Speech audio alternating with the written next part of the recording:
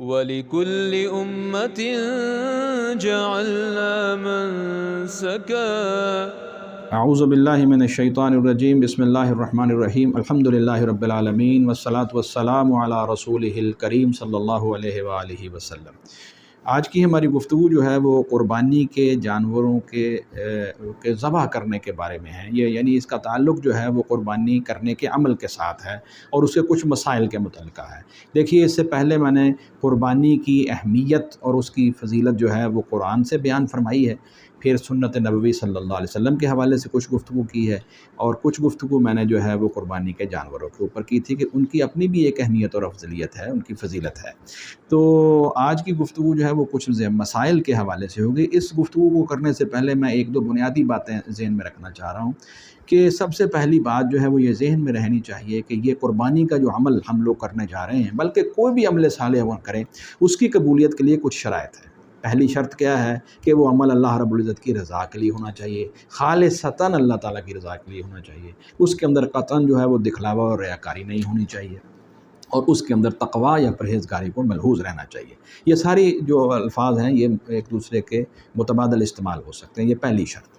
ایک ایمان والے شخص کے لیے، ایک مومن اور مسلمان کے لیے یہ پہلی شرط ہے کہ اس کو یہ بات مد نظر رکھنی چاہیے کہ میں یہ جو عمل کر رہا ہوں اس کو کسی کو دیکھنے کی ضرورت نہیں ہے، اس لیے کہ میرا رب جو سب سے بڑا ہے ہر وقت مجھے دیکھ رہا ہے، رب العزت مجھے دیکھ رہے ہیں۔ اور یہ حدیث جبریل علیہ السلام نے اس کو احسان کا درجہ قرار دیا ہے۔ احسان کا پہلا درجہ کیا ہے؟ درجہ احسان نمبر 1 کیا ہے کہ انسان یہ سمجھے کوئی بھی نیک عمل کرتے ہوئے کہ میں اللہ رب العزت کو جیسے دیکھ رہا ہوں، وگرنہ دوسری کیا ہے کہ اگر میں یہ کیفیت پیدا نہیں ہوتی تو کم از کم یہ کیفیت ضرور پیدا ہو جانی چاہیے کہ اللہ رب العزت مجھے دیکھ رہے ہیں۔ اگر کوئی آدمی جو ہے اس کائنات کی سب سے بڑی ذات اور خالق و مالک اس کے اس عمل کو دیکھ رہے ہیں تو پھر کسی اور کو دیکھے، کوئی دیکھے نہ دیکھے، ہمیں اس کی پرواہ نہیں ہونی چاہیے۔ یہ ایک بہت بڑا احسان کا عمل ہے، انسان کو اپنے عمل صالح کے اندر اس کو مد نظر رکھنا چاہیے اور قربانی کے اندر بھی رکھنا چاہیے۔ دوسری شرط یہ ہے کہ یہ عمل خالصتاً جو ہے وہ اللہ رسول اکرم صلی اللہ علیہ وآلہ وسلم کے سنت اور آپ کے طریقے کے مطابق کرنی چاہیے، یہ دوسری شرط ہے۔ اور تیسری شرط اس کے اندر اعمال صالحہ کے اندر یہ ہے کہ وہ جو بھی آپ کو مال خرچ کریں، زکوٰۃ دیں، صدقات دیں، یا اور کوئی عمل کریں مالی، تو یا جہاد کے لیے پیسے دیں یا کسی جگہ بھی فی سبیل اللہ خرچ کریں، تو اسی طرح یہ قربانی جو ہے وہ آپ کو لوگ کریں تو وہ رزق حلال اس کے لیے شرط ہے۔ یہ عمل یہ ذہن میں رکھیے، پہلی شرط اخلاص، ریاکاری سے پاک عمل کا ہونا، تقویٰ کو ملحوظ خاطر رکھنا۔ دوسری شرط سنت مبارکہ رسول اکرم صلی اللہ علیہ وسلم کو مد نظر رکھنا۔ تیسری شرط یہ ہے کہ رزق حلال سے اس کو کیا جائے، اور اگر آپ حرام مال سے تو کوئی بھی صدقہ اللہ تعالیٰ قبول نہیں کرتے۔ یہ پہلے کچھ باتیں ذہن میں رہنی چاہیے۔ اور یہ بات ذہن میں آپ کے پھر میں دہرا دیتا ہوں کہ قربانی کے جانور جو ہیں یہ شاعر اللہ میں سے ہیں، اور ان کا بہت زیادہ احترام اور ان کی بہت زیادہ تعظیم ہے، اور اسی لیے ان کو ذبح کرتے وقت جو ہے ان کے سامنے چھری کو تیز نہ کیا جائے، اور ان کے جو ہے وہ یعنی ذبح کرتے وقت چھری کو جب آپ تیز کر لیتے ہیں تو پھر جو ہے وہ اس کا مطلب یہ ہے کہ آپ اپنے جانور کو کند قسم کے آلات جو ہیں، یہ جو چھری ہے اس سے کر کے جو ہے اس کو تکلیف نہ پہنچائیں، یعنی اس کو ذبح کرتے وقت بھی اس کی آسانی کو جو ہے وہ ملحوظ رکھا گیا ہے۔ باقی ان کا جو ہے چارہ، پانی اور یہ ساری چیزیں، ان کے جسم کی صفائی، یہ ساری باتیں خوش دلی سے کرنی چاہیے، ان کو بوجھ محسوس نہیں کرنا چاہیے، کیونکہ یہ بہت بڑا اجر کا عمل ہے۔ حتیٰ کہ حضور صلی اللہ علیہ وسلم کی ایک حدیث مبارکہ صحیح بخاری میں ہے، میں اس کا صرف ریفرنس دے کے آگے چلا جاؤں گا کہ حضور نے فرمایا جو آدمی فی سبیل اللہ، اللہ کے راستے کے اندر جو ہے وہ فوج کو، مسلمانوں کی فوج کو جو ہے وہ گھوڑا فراہم کرتا ہے، تو وہ جو گھوڑا جو ہے اس کو وہ پالتا ہے، تو اس کا چارہ اور اس کو وہ جو پانی پلاتا ہے، حتیٰ کہ حضور نے فرمایا وہ گھوڑا جو ہے وہ پیشاب کرتا ہے اور لید کرتا ہے، یہ یہاں تک یہ ساری چیزیں جو ہیں وہ قیامت والے دن جو ہیں اس کے میزان کے اندر جو ہیں اس کی نیکیوں کا سبب بنیں گے۔ تو دیکھیے، اگر جہاد کے لیے دیے جانے والا گھوڑا جو ہے اس کے لیے یہ فضیلت موجود ہے، یہ حدیث کا مفہوم میں نے آپ کے سامنے رکھا ہے، تو کیا آپ کے خیال میں ان جانوروں کو جن کو اللہ رب العزت شاعر اللہ میں شمار کر رہے ہیں، آپ ان کے لیے کوشش کریں گے تو کیا اجر نہیں آپ کو ملے گا؟ یہ بہت بڑا ایک اجر ہے۔ اس لیے ہمارے لوگوں کو اس کا جو ہے بچوں کو، خاص طور پر نوجوانوں کو اس طرح جو ہے اس کو رغبت کے ساتھ اور خوش دلی کے ساتھ یہ عمل کرنا چاہیے۔ قربانی کے جانوروں کے بارے میں گفتگو ہو چکی ہے، ان کو الانعام یا بہیمۃ الانعام کہا گیا ہے، یہ بات پہلے سورۃ الانعام اور سورۃ الحج کے حوالے سے ہو چکی ہے۔ اب مسائل قربانی کے اندر سب سے پہلی بات ذہن میں رکھنی چاہیے کہ ایک گھر کے سربراہ کے لیے گھر کی طرف سے اگر ایک قربانی کر دی جائے تو وہ ادا ہو جائے گی۔ زیادہ قربانیاں کرنا جو ہے وہ افضل ہوں گی، مستحب ہوں گی، مستحسن ہوں گی، لیکن ایک بات ذہن میں رکھنی چاہیے کہ اس میں فخر نہ ہو، اس میں ریاکاری نہ ہو، مقابلہ بازی نہ ہو، شہرت کی نیت نہ ہو۔ تو یہ اخلاص کے ساتھ اگر آپ کریں گے تو اللہ رب العزت ایک قربانی بھی، اور اگر آپ کو زیادہ گنجائش ہے تو آپ زیادہ قربانیاں جو ہے وہ کر سکتے ہیں۔ اس کی دلیل جو ہے وہ حضور صلی اللہ علیہ وسلم کی ایک حدیث مبارکہ ہے، جس کو صحیح مسلم میں مشکات شریف کے حوالے سے حدیث نمبر 1454 میں بیان کیا گیا ہے کہ آپ نے اپنی طرف سے، اپنے گھر والوں کی طرف سے، حتیٰ کہ امت محمد صلی اللہ علیہ وسلم کی طرف سے ایک مینڈا جو ہے وہ ذبح کیا ہے۔ اور ذبح کرتے وقت بعض جگہ پر حضور صلی اللہ علیہ وسلم سے جو مدینہ منورہ کے اندر آپ کا عمل ہے وہ 2 مینڈے بھی ہیں، یہ بات جو ہے وہ آپ سے ثابت ہے۔ ذبح کرتے وقت حضور صلی اللہ علیہ وسلم جانور کو قبلہ رخ لٹاتے اور آپ اس کے پہلو پہ قدم رکھتے، چھری کو تیز کرنے کا حکم دیتے، اور پھر جو ہے وہ اللہ کا نام لے کر بسم اللہ اللہ اکبر کہہ کر اس جانور کو جو ہے وہ ذبح فرماتے۔ بعض جگہ پر کچھ دعائیں بھی مروی ہیں، ان دعاؤں کو جو ہے وہ آپ اپنے مختلف کتابوں سے جو ہیں وہاں سے اور علماء اکرام سے پوچھ سے سیکھ سکتے ہیں۔ دوسری بات جو بڑی اہم ہے وہ کہ نبی اکرم صلی اللہ علیہ وسلم کی ذات مبارکہ نے حجۃ الوداع کے موقع پر جو ہے وہ 1 سے زیادہ قربانیاں کی ہیں، بلکہ 100 اونٹ کیا ہے اور اپنی بیویوں کی طرف سے 1 گائے ذبح کی ہے۔ اور حضور صلی اللہ علیہ وسلم کا مدینہ منورہ میں رہ کر 2 مینڈے ذبح کرنا اس بات کی علامت ہے کہ 1 سے زیادہ قربانی بھی کی جا سکتی ہے۔ اور یہاں یہ جو بات کہی گئی ہے حضور صلی اللہ علیہ وآلہ وسلم سے مروی ہے کہ آپ نے فرمایا کہ میں اپنے گھر والوں کی طرف سے، اور دوسرا ایک حدیث میں ہے کہ میں 1 مینڈا اپنے اور اپنے گھر والوں کی طرف سے اور دوسرا جو ہے وہ امت کی طرف سے کر رہا ہوں، تو اس سے یہ بات استدلال کی گئی ہے کہ یہ زندہ اور مردہ دونوں جو ہیں ان کی طرف سے قربانی کی جا سکتی ہے۔ اگر کوئی آدمی فوت ہو جائے اس کی طرف سے آپ قربانی کر سکتے ہیں، یہ جائز ہے۔ اگر کوئی آدمی جو ہے وہ آپ قربانی کر رہے ہیں لیکن وہ موجود نہیں ہے، وہاں کسی دوسرے شہر گیا ہوا ہے یا وہ لمبے عرصے سے کہیں ٹھہر رہا ہے، وہاں قربانی ممکن نہیں ہے، تو آپ وہاں اس کی طرف سے کر سکتے ہیں، اور جو فوت شدہ ہیں ان کی طرف سے بھی کر سکتے ہیں۔ جہاں تک قربانی کے چھوٹے جانوروں کا تعلق ہے وہ تو آپ کو کرنا ہی ہوگا، وہ تو ہر ایک ہی جانور آپ کو کرنا ہوگا۔ بڑے جانور جو ہیں وہ یہ ہے کہ گائے اور اونٹ جو ہے، یعنی چھوٹے جانوروں کے اندر حصہ نہیں آپ ڈال سکتے، گائے اور اونٹ کے اندر 7 حصے ہوتے ہیں۔ اور بعض روایات میں صحابہ اکرام سے یہ بات مروی، میں نے پہلے بھی تذکرہ اس کا کیا تھا کہ اونٹ جو ہے اس کے اندر سفر کے اندر انہوں نے 10 حصے بھی کیے ہیں۔ بعض لوگوں نے اس کو سفر تک جو ہے وہ مخصوص کر دیا ہے، اور بعض نے کہا ہے کہ اگر اونٹ کے اندر 10 احباب حضر کے اندر بھی، یعنی عام حالات کے اندر بھی وہ کر لیں تو وہ جائز ہوگا۔ تو بہرحال یہ دونوں رائے جو ہے وہ موجود ہے۔ اور قربانی سنت مسنون یہ ہے کہ عیدگاہ کے اندر کی جائے تاکہ لوگ جو ہے وہ زیادہ سے زیادہ اس عمل جو ہے اس کو جو ہے وہ دیکھیں۔ لیکن جہاں ہے کہ ساری قربانیاں آج کل عیدگاہ میں نہیں ہو سکتی تو آپ اپنے گھر کے اندر یا گھر کے باہر بھی کر سکتے ہیں۔ قربانی اپنے ہاتھ سے کرنا مسنون ہے۔ اگر کوئی آدمی خود نہ کر سکے یا کسائی یا کسی سے بھی دوسرے سے مدد لے کے کروا سکتا ہے، لیکن اس کا قربانی کے پاس خود موجود ہونا جو ہے یہ مستحب اعمال میں سے ہے۔ اس سلسلے کے اندر جو ہے وہ ایک حدیث ہے مستدرک حاکم میں، جو اگرچہ کہ اس کی اسناد جو ہیں وہ ضعیف ہیں، لیکن بہرحال وہ بیان کی جا سکتی ہے اس اعتبار سے کہ وہ بہت زیادہ یعنی بہت کمزور یا موضوع روایات میں سے نہیں ہے، سند کے اندر کچھ کمزوری تو ہے، صحیح سند کے ساتھ ہے وہ حدیث کہ حضور صلی اللہ علیہ وسلم نے سیدہ فاطمۃ الزہراء اپنی بیٹی جو ہے سب سے چھوٹی بیٹی سیدہ فاطمۃ الزہراء رضی اللہ تعالی عنہا سے فرمایا تھا کہ ذبح کرتے وقت آپ قربانی کے پاس موجود رہیں، تو سیدہ فاطمۃ الزہراء رضی اللہ تعالی عنہا اس پر عمل کیا کرتی تھی۔ تو یہ روایت بھی موجود ہے۔ اسی طرح ہی جو ہے وہ قربانی کے بارے میں ذہن میں رکھیے کہ عورتیں جو ہیں وہ اپنے ہاتھ سے وہ بھی قربانی ذبح کر سکتے ہیں، اور ان کی کوئی ممانعت نہیں ہے، لیکن یہ ہے اگر مرد زیادہ ٹرینڈ ہے تو ان کو کرنا چاہیے، اور اگر عورت زیادہ ٹرینڈ ہے تو وہ بھی کر سکتی ہے۔ بخاری شریف کے اندر ایک حدیث جو ہے وہ حدیث نمبر 5559 سے پہلے امام بخاری رحمۃ اللہ عنہ نے حضرت ابو موسیٰ العشری رضی اللہ عنہ کا یہ عمل بیان فرمایا ہے کہ وہ اپنی بیٹیوں کو اپنے ہاتھ سے قربانی کرنے کا حکم دیتے، تو اس سے یہ بات جو ہے وہ جائز ہو جاتی ہے۔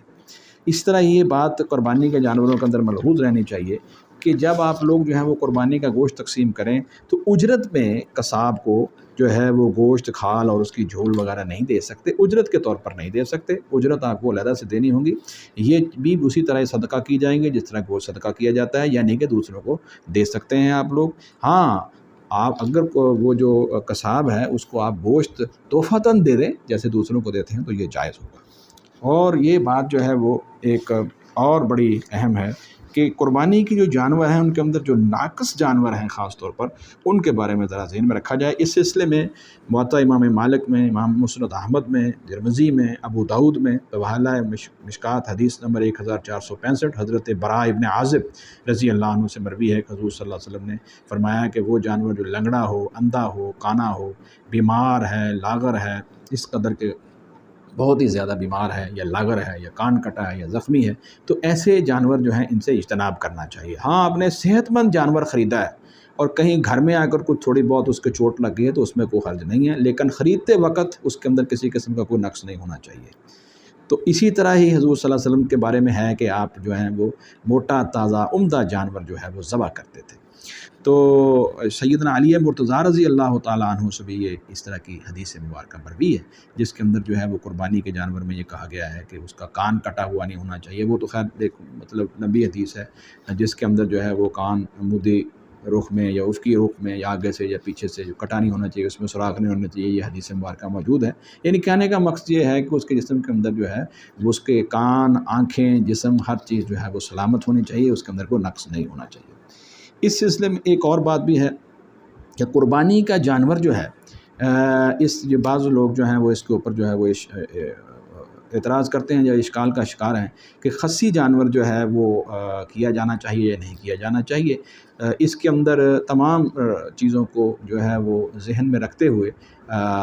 میرا تو اور باقی علماء اکرام کی ایک بہت بڑی اکثریت کا یہ خیال ہے کہ یہ جانور جو ہوتا ہے خصی جانور یہ نقائص میں سے نہیں ہے، اور اگر بچپن کے اندر ہی یہ جو ہے وہ اپنے قربانی کے لیے ایسے کوئی جانور پالے ہیں یا پالا ہے اور بچپن کے اندر ہی آپ نے یہ عمل کروا دیا ہے تو وہ جانور جو ہے وہ خوب موٹا تازہ بھی ہو جاتا ہے اور پھر اس کے گوشت کے اندر بھی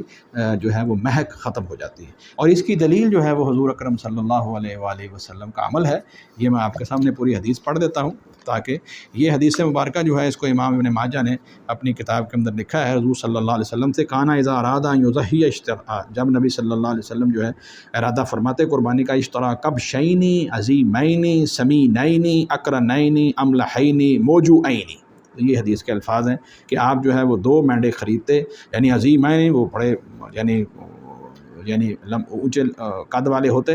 بڑے جسم والے ہوتے، سمینینی موٹے تازے ہوتے، اقرنینی سینگوں والے ہوتے، املحینی وہ سیاہ رنگ کے ہوتے، اور موجوعینی یعنی وہ خصی مینڈے ہوتے۔ یہ وجاءن کا لفظ جو ہے یہ عام طور پر اس کے لیے بولا جاتا ہے اور وہی لفظ ہے موجوعینی۔ فذبح احدہما، پھر رسول اکرم صلی اللہ علیہ وسلم جو ہے وہ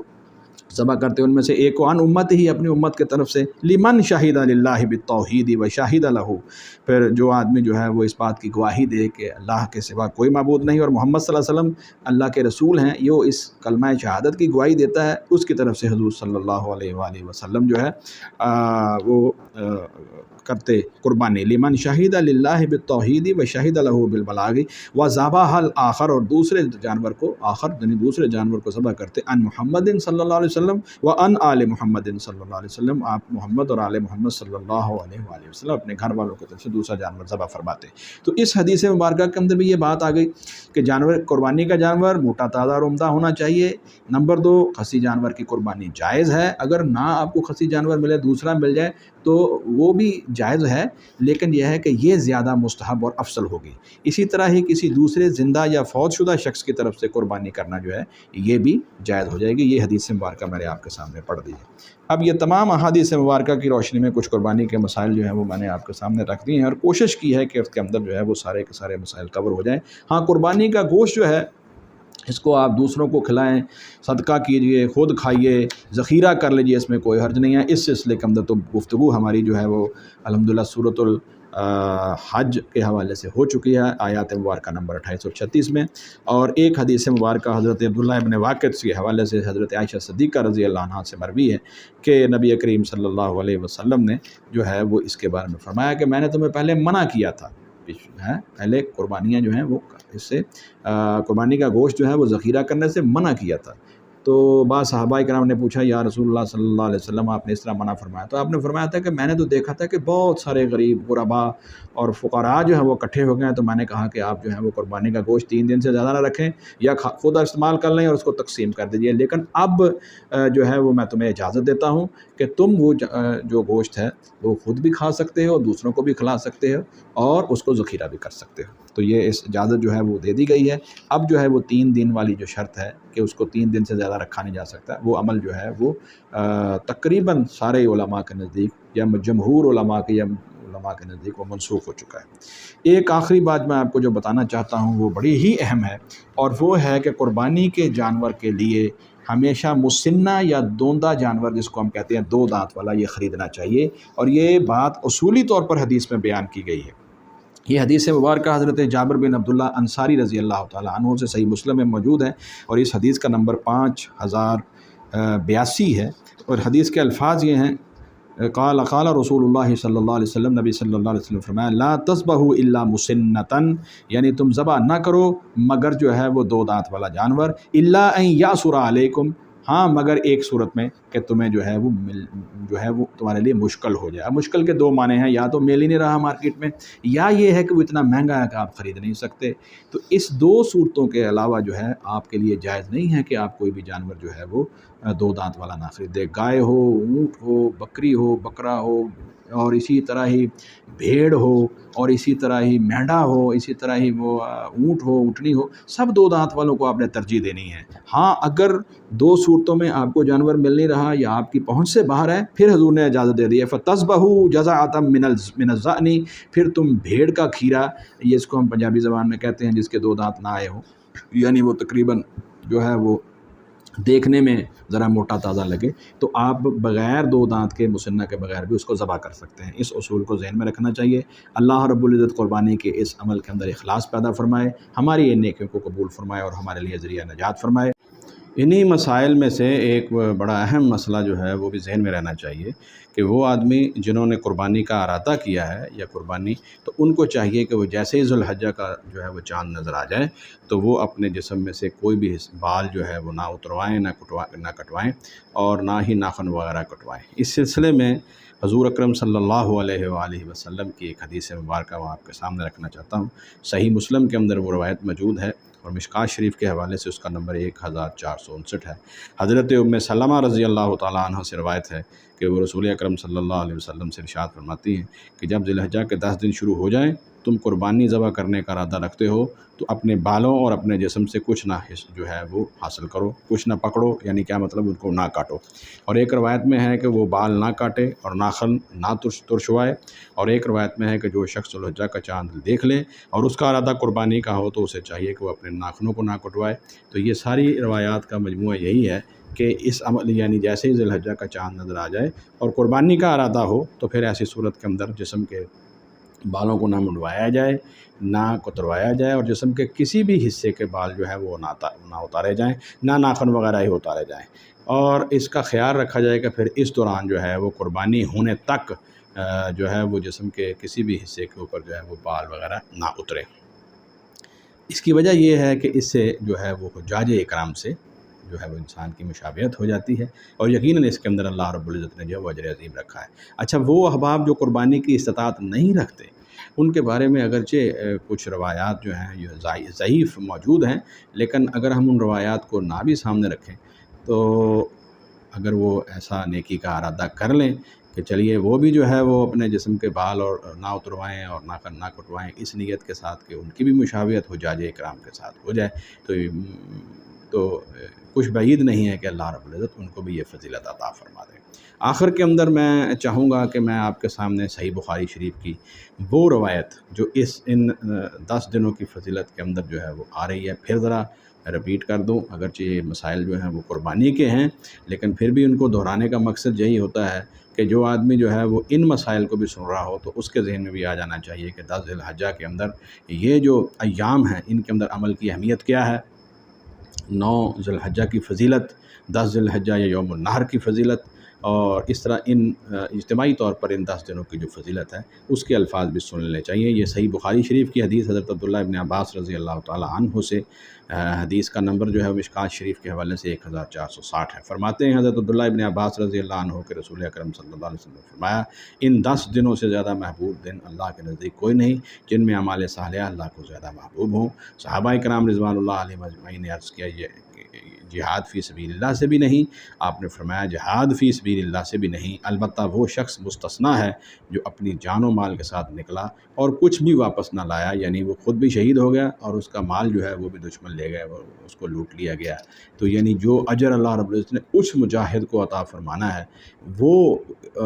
اس کو مستثنیٰ قرار دیا گیا ہے کہ اس کا یہ جو عمل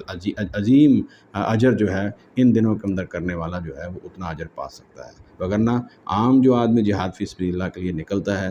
اس کے مقابلے کے اندر ان دنوں کے اندر کیا جانے والا عمل جو ہے وہ بہت زیادہ اجر و ثواب کا باعث ہے۔ وآخر دعوانا الحمدللہ رب العالمین، سبحانک اللہم و بحمدک، اشہد ان لا الہ الا انت، استغفرک و اتوب الیک، آمین ثم آمین۔